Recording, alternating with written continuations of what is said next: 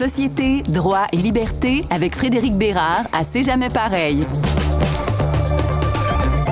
La semaine dernière, le gouvernement du Québec a présenté son intention d'augmenter, dès l'automne 2024, les tarifs imposés dans les universités aux étudiants étrangers et aux étudiants canadiens hors Québec. C'est que, selon le gouvernement, la présence de ces étudiants profite surtout aux établissements anglophones comme McGill, Concordia et Bishop. Et qui de mieux qu'une personne qui a étudié et qui a aussi enseigné à McGill pour commenter ce dossier? C'est Frédéric Bérard, avocat, docteur en droit et chroniqueur à C'est jamais pareil. Bonjour Frédéric. Bonjour Frédéric. On va s'intéresser à certains points par rapport à ça. Tout d'abord, est-ce que c'est vrai que les étudiants le font pour des raisons économiques? Est-ce que ça coûte vraiment moins cher pour eux de venir étudier ici? Ben, techniquement, oui. Je veux dire, les frais de scolarité au Québec sont habituellement moins chers qu'ailleurs au Canada. Donc oui, ça peut être intéressant. Mais où certains y voient un problème, moi, au contraire, j'y vois un avantage absolument marqué, là, parce que les étudiants qui, prenons l'exemple de McGill, viennent étudier dans cette même université, ce sont les meilleurs étudiants possibles. Rentrer à McGill dans la plupart des programmes, c'est très difficile, sont souvent contingentés. C'est considéré comme étant des programmes d'excellence. McGill est considéré d'ailleurs comme bien souvent la meilleure université au Canada. On s'échange le titre avec l'Université de Toronto année après année. Certains programmes sont considérés comme parmi les meilleurs au monde. Donc, nécessairement, on attire qui? On attire ces meilleurs étudiants-là. On attire aussi les meilleurs chercheurs au monde, les meilleurs professeurs du monde. Donc, en d'autres termes, c'est un rayonnement qui est absolument spectaculaire pour le Québec. Et n'oublions pas que ces gens-là, quand ils débarquent ici, ils sont ils ont une première porte d'entrée vers la culture québécoise, vers la francophonie également. Mais pour revenir à la raison économique, est-ce que des étudiants, parce que tu nous as parlé de la crème, est-ce qu'ils choisissent vraiment une université, un programme, ou lorsqu'ils font des choix, c'est juste pour se dire « Ah, c'est beaucoup moins cher là-bas ». Est-ce qu'ils viennent ici pour étudier à rabais ou ils cherchent un programme qui est renommé? Ben, comme je te disais, ces étudiants-là, étant parmi les meilleurs, peuvent aller à peu près n'importe où au Canada. Bon, là, mais nécessairement, au Québec, c'est un peu moins cher qu'ailleurs. C'est pas tant moins cher non plus, il faut pas exagérer. Donc, j'imagine que oui, nécessairement que les frais de scolarité font partie des considérations comme telles, ça me semble aller de soi, comme pour n'importe quel étudiant qui n'est pas nécessairement très fortuné. Est-ce que la situation, ça touche uniquement les universités anglophones ou les universités francophones pourraient également être touchées par ce phénomène, à ton avis? Ben là, très clairement, ça vise à la base les étudiants anglophones. On essaie de voir, on nous dit à Québec qu'il y aura peut-être une exemption pour les universités francophones. Donc, ceci explique cela. Mais là, très, très clairement, moi, ce que je trouve un peu dommage, c'est que, pour pas dire excessivement dommage, c'est qu'on se ferme des portes également face à la francophonie parce qu'il y a des étudiants, il y a des francophones hors Québec qui viennent étudier à McGill parce que la plupart on s'entend, des francophones hors Québec sont bilingues, viennent étudier à McGill du fait de la renommée. Donc, on coupe certains liens avec cette même francophonie hors Québec.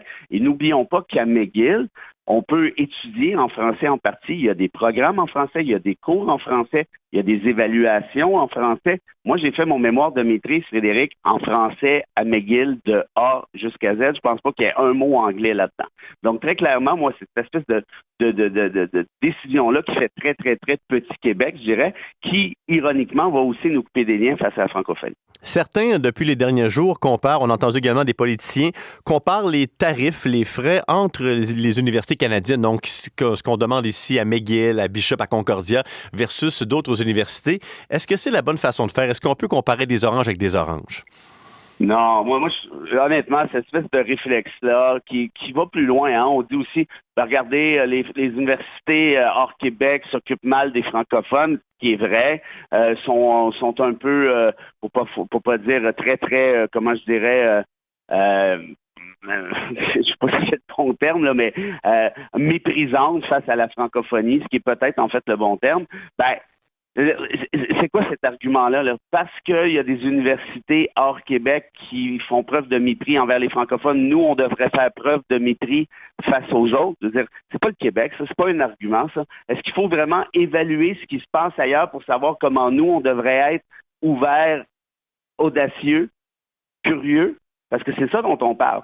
McGill, Frédéric, c'est une plaque tournante. C'est un joyau québécois. C'est l'institution académique par excellence. Les Leonard Cohen ont étudié là. La plupart de nos grands chercheurs sont passés par là. Il y a des chercheurs de l'étranger qui sont venus ici, puis ça inclut évidemment à la base des étudiants.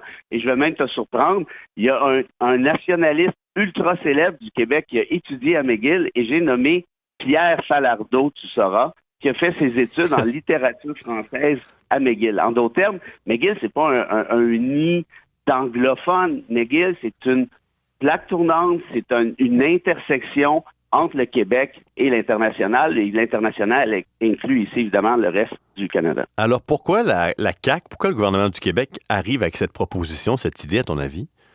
Tu n'as pas besoin d'aller chercher bien loin, juste aller voir les lignes de communication de Jean-François Roberge, qui est le ministre en charge, qui nous dit « On va serrer la vis à McGill ». Mais quelle vis? On va serrer quoi comme vis? En interdisant aux étudiants étrangers, pas en leur interdisant, mais en rendant ça beaucoup plus difficile leur venue ici.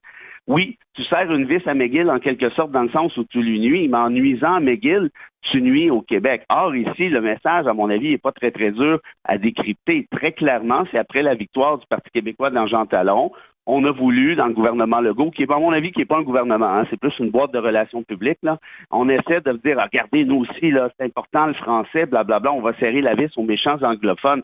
Alors qu'à la base, c'est tout à fait non seulement absurde, mais je me répète, c'est le Québec francophone lui-même, pour pas dire le Québec entier, qui va en payer le prix. Je vais me faire l'avocat du diable. Tu sais que j'aime ça lors de nos chroniques. Certains pourraient se dire, si McGill est si renommé, si on a de si bons programmes, les étudiants vont venir pareil, même si on augmente les frais. Ben, écoute, ça, c'est sûr que c'est un argument qui est très valable, mais il ne faut pas oublier la chose suivante. Ces étudiants-là, je me répète, qui font partie de la crème, ont le choix d'aller n'importe où, incluant aux États-Unis, incluant en Europe.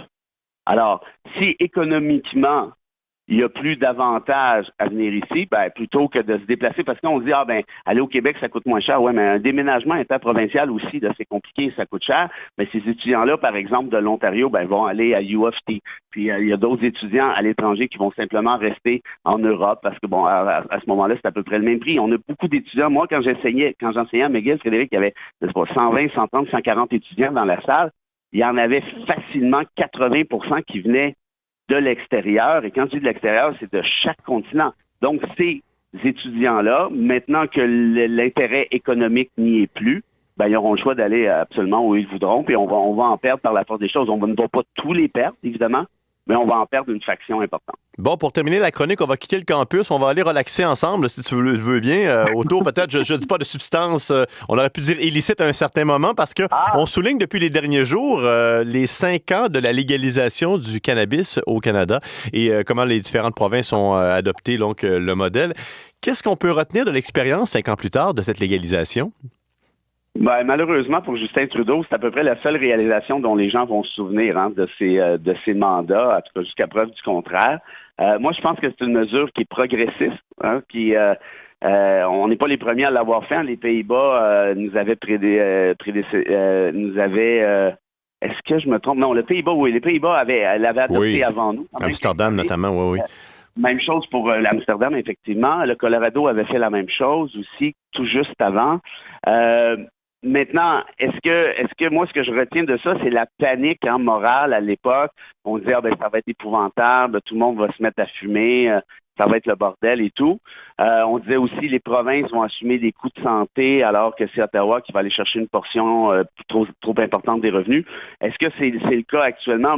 Pas de ce que j'ai entendu. Donc, techniquement, plutôt que donner notre argent au crime organisé, on le donne maintenant à la sphère publique, ce qui est quand même pas une mauvaise affaire. En plus, qu'il y a un contrôle de qualité. En les SQDC, il y en a à peu près partout. Puis je connais pas trop le fonctionnement, mais ce que je sais, c'est qu'il y a des fournisseurs de la SQDC qui doivent obtenir, évidemment, des permis qui sont évalués et tout le tralala.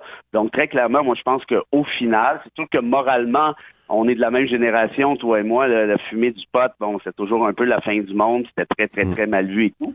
Aujourd'hui, si on casse cette barrière morale-là, on réalise que je pense que le ratio coût-bénéfice est très clairement favorable. Et on verra dans le futur, parce que là, il y aura maintenant des études et des recherches sur les effets sur la santé psychologique, la consommation, mais ça sera à venir. Mais donc, dans les prochaines années, déjà des chercheurs se penchent sur cette autre conséquence. Oui, puis la question, je dirais, rendue là, ça va être de savoir, est-ce que les gens consomment davantage depuis que c'est légal? Ça, je le sais pas. Et l'autre question, c'est est-ce que c'est plus ou moins dangereux depuis que c'est légal? Moi, j'aurais tendance à dire que ça doit être moins dangereux en quelque sorte. Mais bon, encore là, on attendra les études, le cas échéant. On va laisser les scientifiques, les chercheurs se pencher sur ces questions. Frédéric Bérard, toujours un plaisir. On se reparle mercredi prochain.